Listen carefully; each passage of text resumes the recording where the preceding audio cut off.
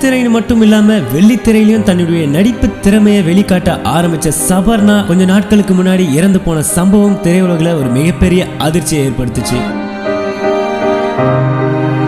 ஆரம்ப கட்டத்துல அவங்க தற்கொலை செய்யப்பட்டதா தான் சொல்லப்பட்டது. பிறகு அவங்களுடைய உடம்புல வெட்டு காயங்கள் இருந்ததை கண்ட பிறகுதான் அவங்களுடைய கை நரம்பு அறுத்து இருந்தது தெரிய வந்தது.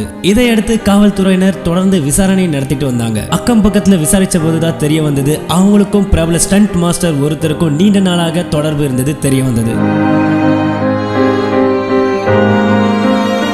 வீட்டை விட்டு வெளியே வந்து தனியா வாழ்ந்த சபர்ணாவுக்கு அவர் தான் உதவி இருக்காரு. சில நாட்களாவே எந்தவித பட வாய்ப்புகளும் இல்லாத சபர்ணாவுக்கு அந்த நடிகர் தான் உதவி இருக்காரு. ஏன் சபர்ணா வீட்டை விட்டு வெளியே வந்ததே அந்த நடிகருக்காக தான் அப்படின்னு சொல்லப்படுது. சமீபத்துல கூட அந்த நடிகரும் மற்ற சில பேரும் சேர்ந்து அந்த வீட்டுல மது அருந்தியதா அக்கம் பக்கத்தினர் சொல்லியிருக்காங்க.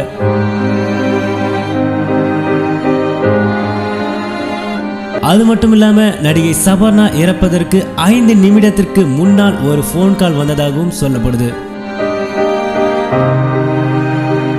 யார் அந்த நடிகர், உண்மையிலேயே நடிகை சபர்ணாவுடைய மரணம் கொலையா அல்லது தற்கொலையான காவல்துறையினர் கூடிய விரைவிலேயே ஆதாரபூர்வமா வெளியிடுவாங்கன்னு நாமளும் நம்பலாம்.